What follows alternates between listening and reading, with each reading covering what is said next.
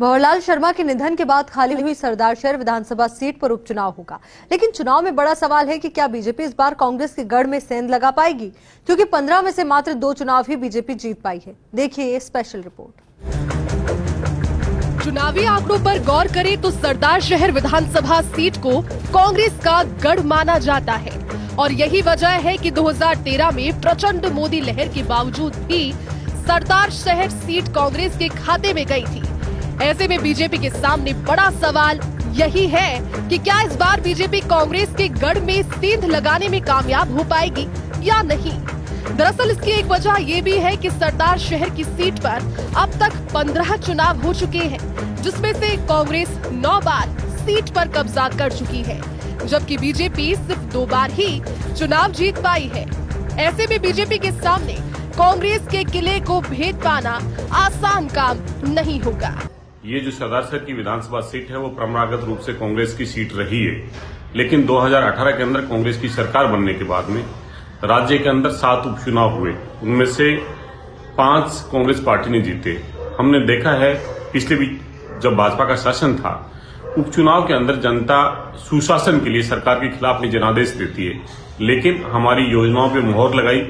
Rajasthan state model के तौर पे उभर के आया और सरदारशहर को लेके भारतीय जनता पार्टी के वरिष्ठ नेताओं ने भी अपने आप में निराशा जाहिर कर दी और उन्होंने हार स्वीकार कर ली। उन्होंने कहा कि उपचुनाव तो सदैव कांग्रेस जीतती आई है। सरदारशहर विधानसभा सीट पर 1951 से 2018 तक हुए 15 विधानसभा चुनावों की बात करें तो 1957 में कांग्रेस के चंदन मल बैद जीते, 1962 में भी कांग्रेस के चंदन मल बैद जीते, 1967 में निर्दलीय आर सिंह ने चुनाव जीता, 1972 में कांग्रेस के चंदन मल बैद जीते, 1976 के चुनाव में जेएनपी के हजारीमल चुनाव जीते, 1980 में बीजेपी के मोहन लाल ने चुनाव जीता, 1985 में लोकदल से भंवरलाल शर्मा चुनाव जीते, 1990 में भी भंवरलाल शर्मा ने जनता दल से चुनाव जीता, 1993 में कांग्रेस के नरेंद्र बुरानिया ने चुनाव जीता, 1998 में भंवरलाल शर्मा ने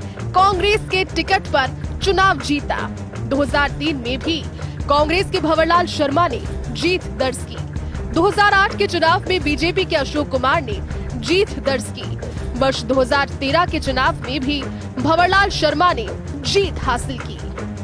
तो वहीं इस बार चुनाव में कांग्रेस सहानुभूति कार्ड खेलने की तैयारी कर रही है। इसके लिए कांग्रेस ने दिवंगत विधायक भंवरलाल शर्मा के पुत्र अनिल शर्मा को चुनाव में उतारने की तैयारी कर ली है। उनके नाम पर लगभग सहमति भी बन चुकी है।